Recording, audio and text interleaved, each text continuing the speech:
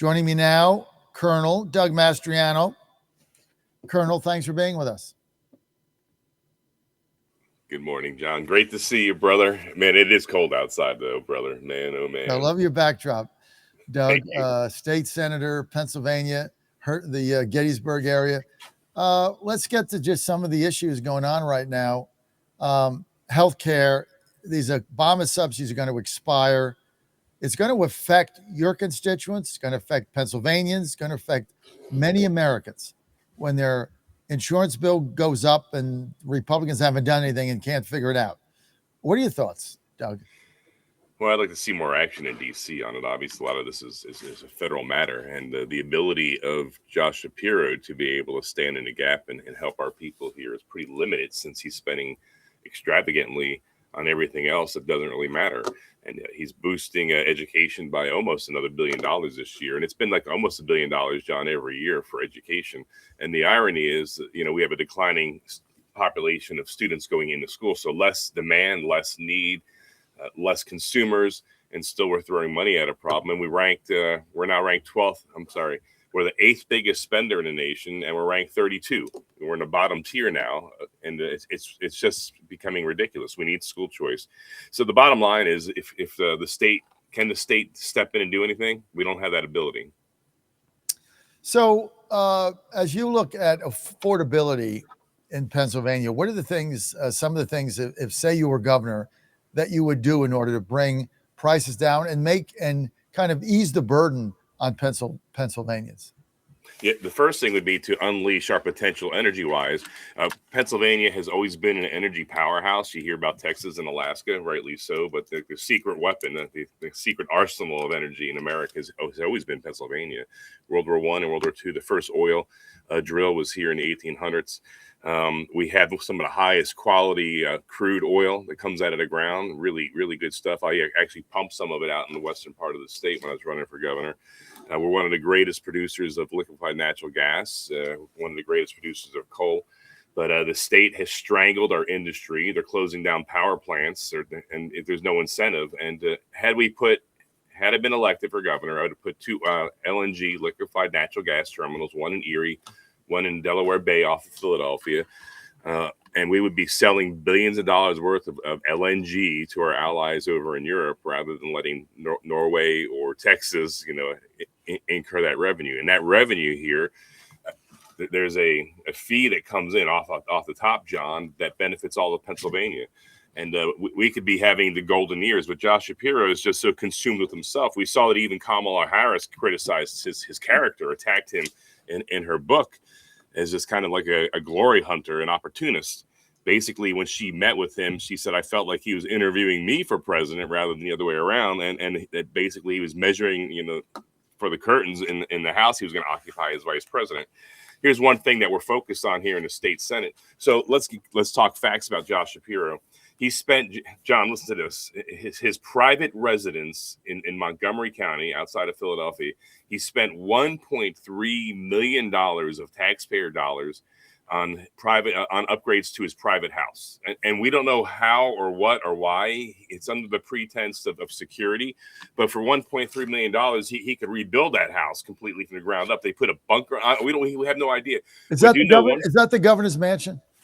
The governor's mansion is different. There's separate allocation of money going to redo the security after that arsonist attacked the building. We want the governor safe, but we want transparency. John, I was told when I ran for governor, I had security officials from the state come in, do a security check. They recommended we put cameras up. We put cameras up at our own expense. And they said basically they're going to come in and make upgrades to our house to make sure we're safe. But we'll have to pay for it. And I'll note that that Republicans pay for it, Democrats don't. They get the $1.3 million. In one case, John, Shapiro apparently, or his wife, we don't know who, asked for a $300,000 fence. $300 fence made of cedar put around their property. What? Huh? You just can't put a security wall up and walk away. You have to do something fancy. So he's been subpoenaed. I'm on the committee. The committee chair is Senator Jarrett Coleman. He's been tenacious and patient. And there's subpoenas out there to find out how this money was spent Is he using the PSP to bully neighbors because he wants to have access to neighbors' property? I don't know why. This is kind of strange. There's a subpoena on his flights. He's been using taxpayer dollars to campaign around the state on government flights or government subsidized flights. And his house of cards is coming down.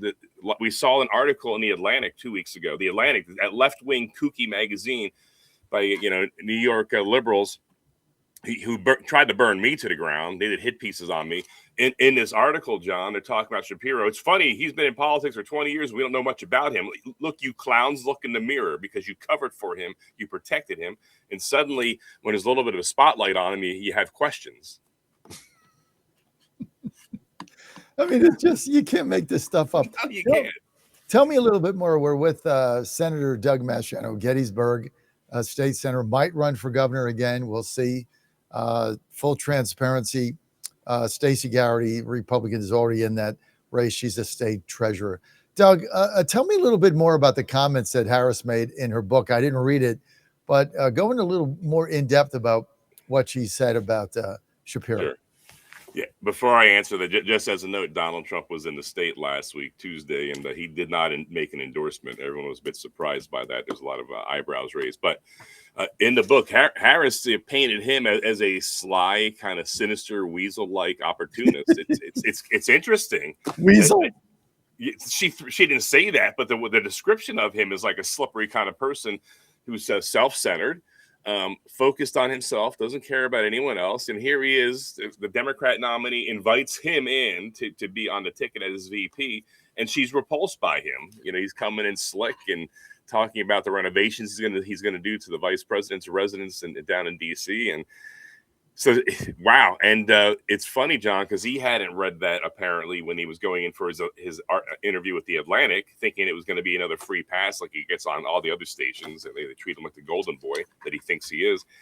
And the writer uncharacteristically describes his demeanor as he's like, did you know Harris said this about you? And he says, Josh Shapiro is normally refined and polished, suddenly become unglued. He jumps out of his skin. How can she say that about me? I'm paraphrasing, obviously, read it yourself there. And it's funny. So, you know what? They covered for him. He could do no wrong.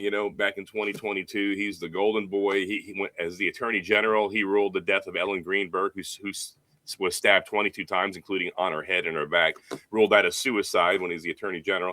So covering, up on murder because there's a donor connection somehow to his campaign and other weird things, and gets away with it. But then I don't know what's going on, John. Suddenly the media is scrutinizing him. Too late, in my mind. They're going to scrutinize a retired Army colonel with 30 years active duty who had top secret access. You're not going to find big skeletons in my closet here because I had 8 background investigations trying to find dirt on me.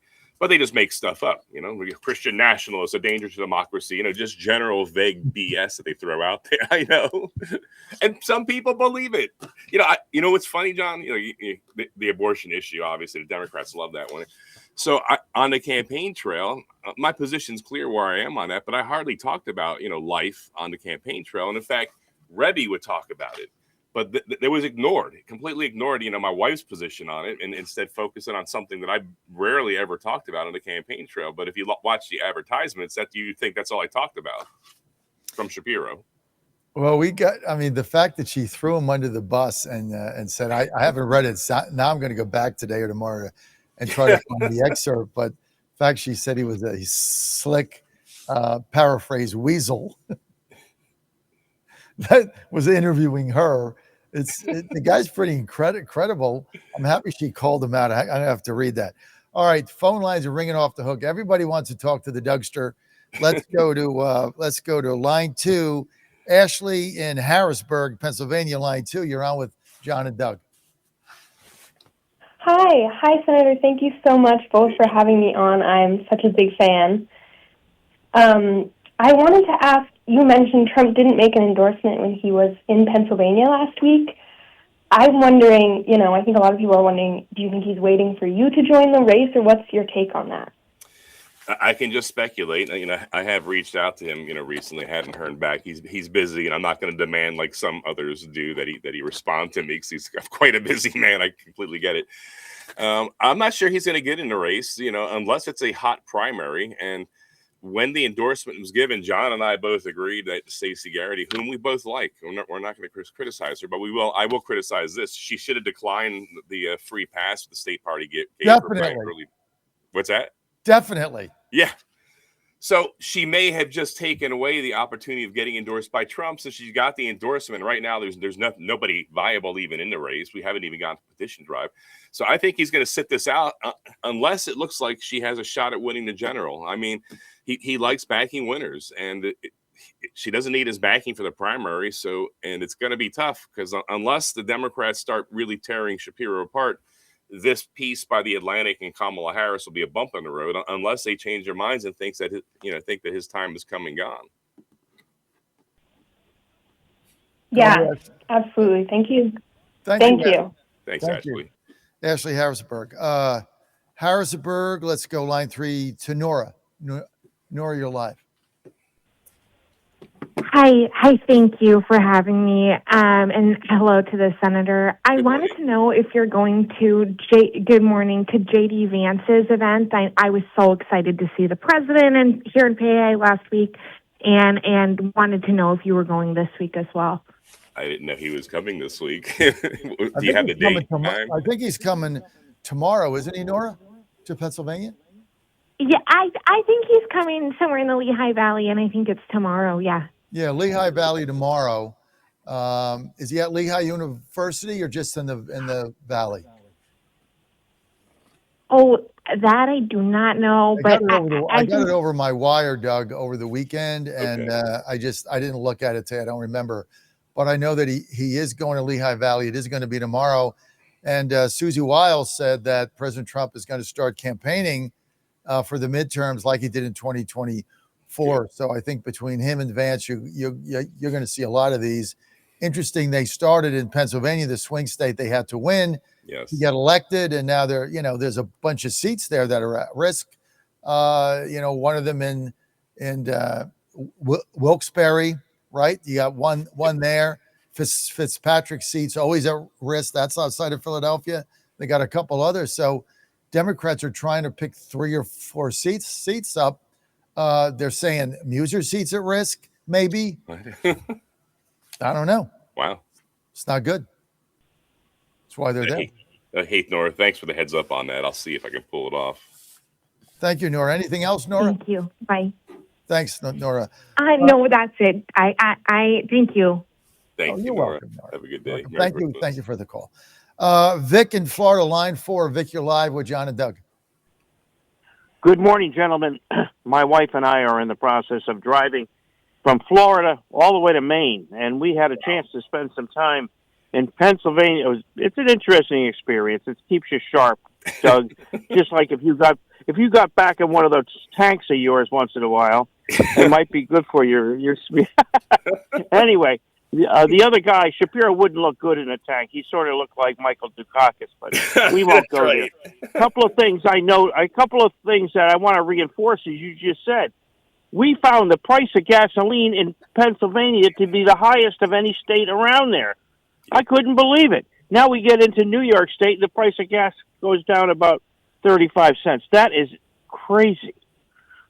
It's crazy, Doug. You got more oil and gas than in Pennsylvania than God, and you got some of the highest northeastern part of the country gasoline prices. The other thing people were saying to us that the cost of rents and stuff and to build a new house in Pennsylvania is outrageous, and those are the cost factors we're talking about. But I hope that President Trump endorses you.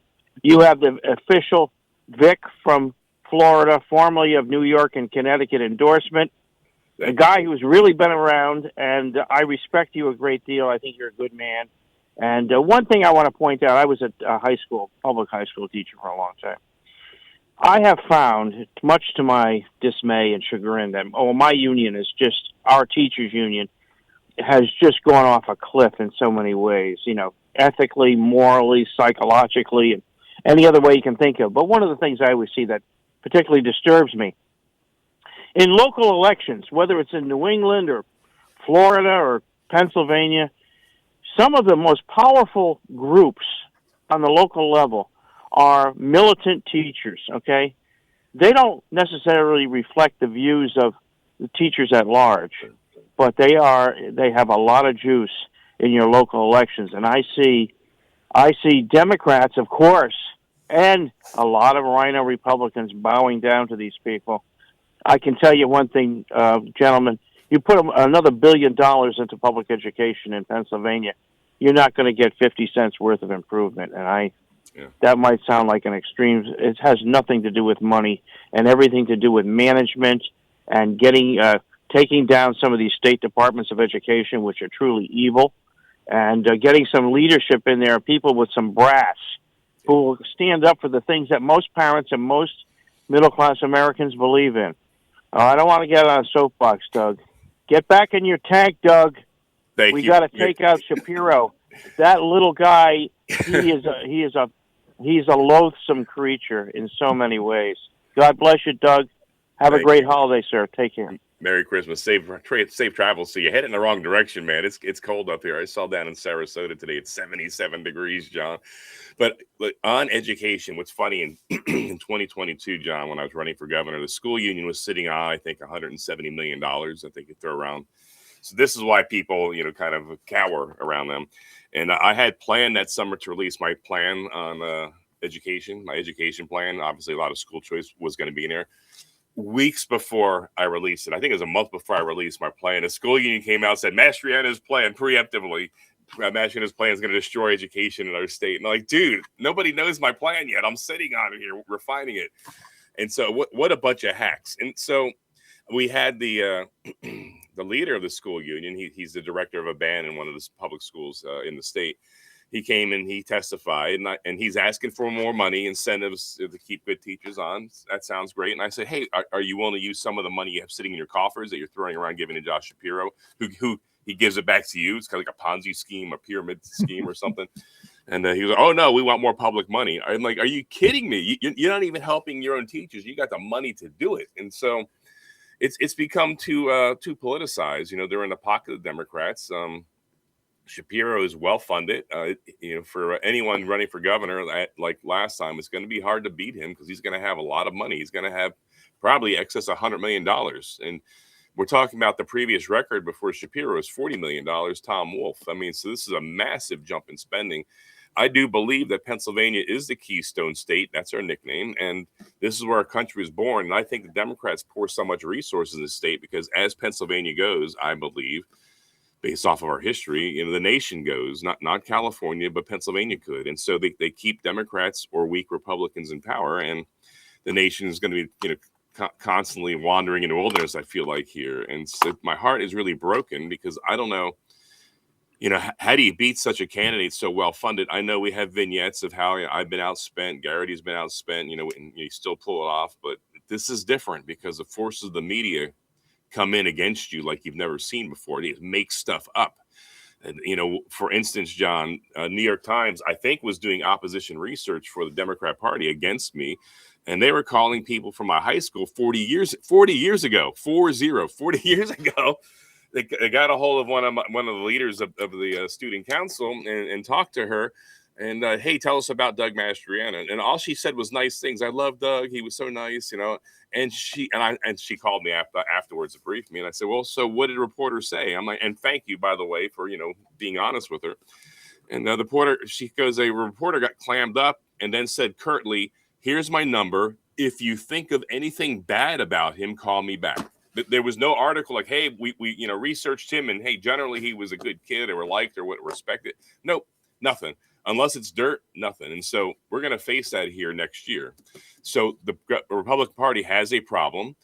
You and I oppose the endorsement for many reasons. Primarily, there's no need for a primary then. But secondly, you tick off the grassroots. And if you don't have a motivated, energized grassroots, there's no way you could pull it off.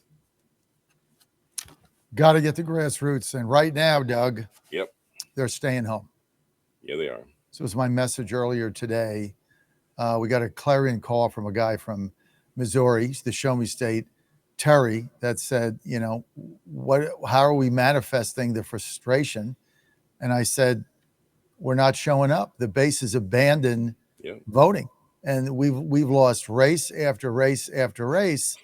not because the Democrats are getting more votes, because our voters are staying home. They're dispirited. Yep. They're frustrated. They've lost interest. They don't see anything happening.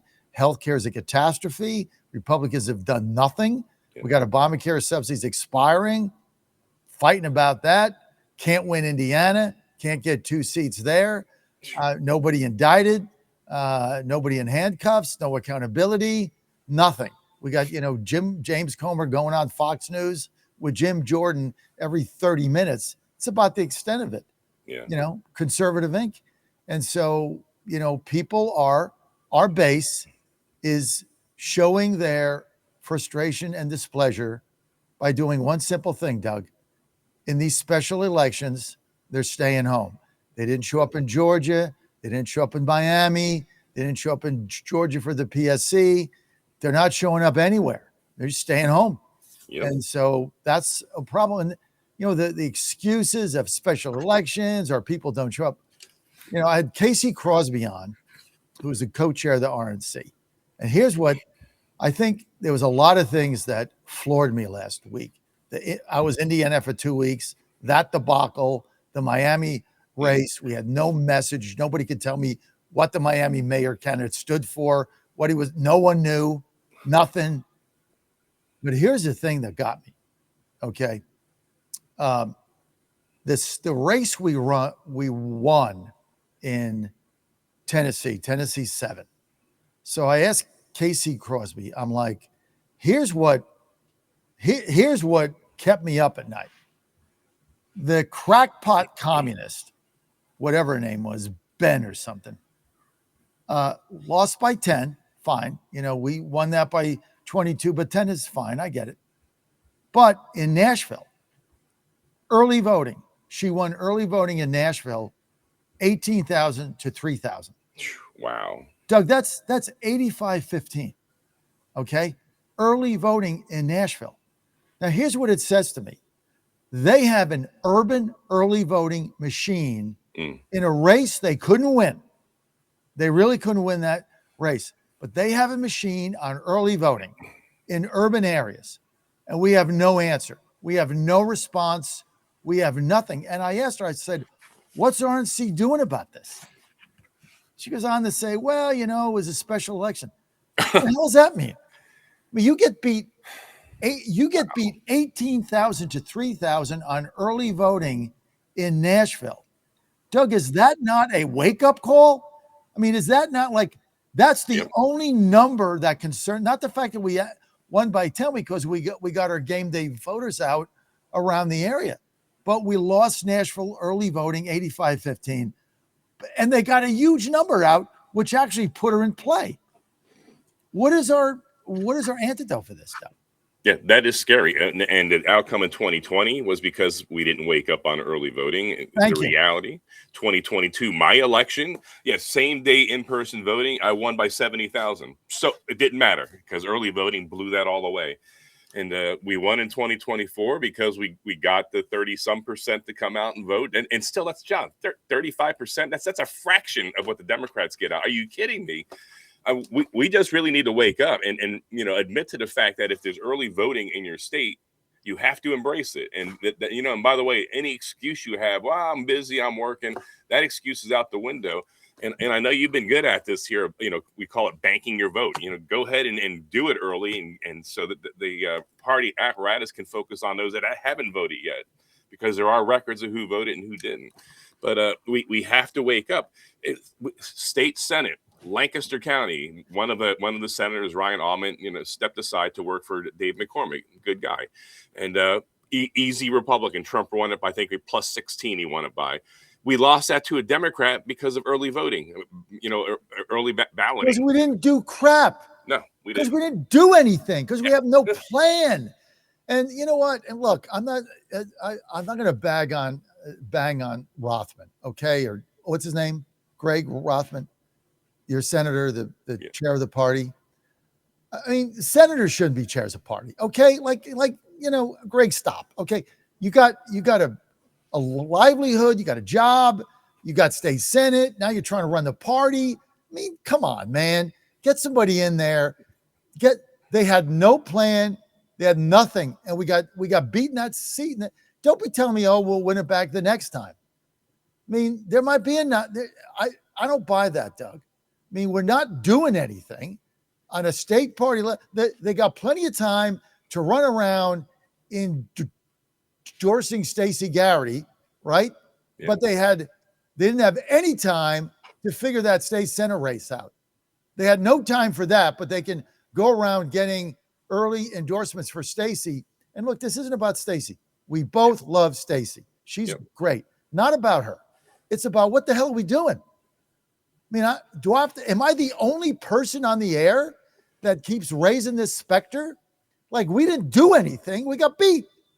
And so this, idea that, oh, it's early voting and they have a better machine. What? Well, why? Thank you. Unbelievable. All right. One more call.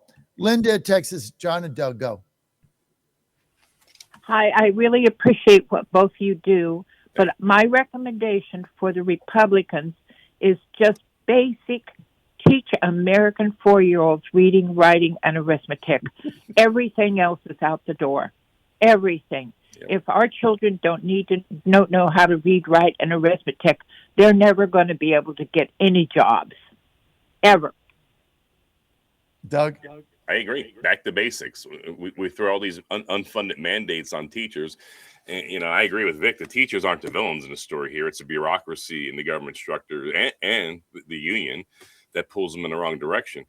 Only one of the $30-some billion of total funding to Pennsylvania public education from all sources, including federal, only about a third of that money makes it to the classroom. So that's why you find teachers have to use their own money to buy supplies for the kids, because bureaucracy, the average pay of a principal in our 500 different school districts is $110,000. That's more than an Army colonel makes in combat.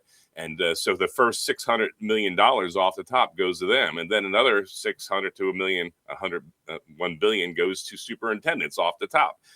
And so all these layers of bureaucracy are killing the students. That's why the more money we spend, we expand the bureaucracy. And the worse our education output goes. Because when I was first elected, we were 12th biggest spender in the nation, and we had 28th in quality students. Now, I already mentioned we're now the 8th biggest spender in the nation, and you think we'd be in the top 10 quality. Now we're in the 34, so we're competing with Mississippi and Louisiana, and we're not getting our dollars worth, not getting our bang for the buck. And so we have to find a way, and I believe the way is school choice. The money follows the kids, and then incentivizes the public schools to compete not against, but with public school, homeschool, religious school, and the winner gets the kids, and the kids bring the money, rather than just throwing money at this money pit. That the more money we throw at it, the worse we get. The dumber our kids become coming out. Doug Mastriano, Linda from Texas, thank you. Linda, what a novel idea. Let's teach our kids to read and write and do math. Well, Linda, that's brilliant, Linda. I've never heard that before. You just solved their education problem. Oh my God. Doug, I tell you what, we have the best time when you come on, because the basics are there. It's like the ball is on the tee, right? We tee the ball up. You take the bat and you hit the ball off the tee. Here's how you hold your hands. Boom. That's all you got to do. Here's what the Republicans do on T-ball. They bunt. Yeah. It's true, God. Man. And look, I don't want to bang on Senator Rothman. I know he's your friend. But this is why I'm against elected officials being chairman of parties. It was a catastrophe in Virginia with Mark Peake, and I love Mark Peake. He's a great senator. Guy's a lawyer, senator. He's got office, got a family, and now you're trying to run the party. You go into court doing depositions. Then you're a senator. You can't raise money. I mean, what? You want to be a senator? Be a senator. You want to run the party? Run the party. Is that right? I mean, this is like common sense. And they cleared the field to make everybody else get out. I had a friend of mine running. He's a fundraiser. He's a good guy. I don't want to put his name out there. They called him. You can't run. Whatever, dude. Okay. All I know is you had one race, you lost it. Trump plus 16. Wow, you guys are firing on all cylinders. Come on, man. But hey, we got plenty of time to have a meeting and make an endorsement a year out. We got plenty of time for that. No time, though, to win elections. Nope. Can't make this stuff up, brother. Doug, you know what? In your heart, you know I'm right. Yeah. Doug, thanks for being. Thank you, brother. At Doug Mastriano.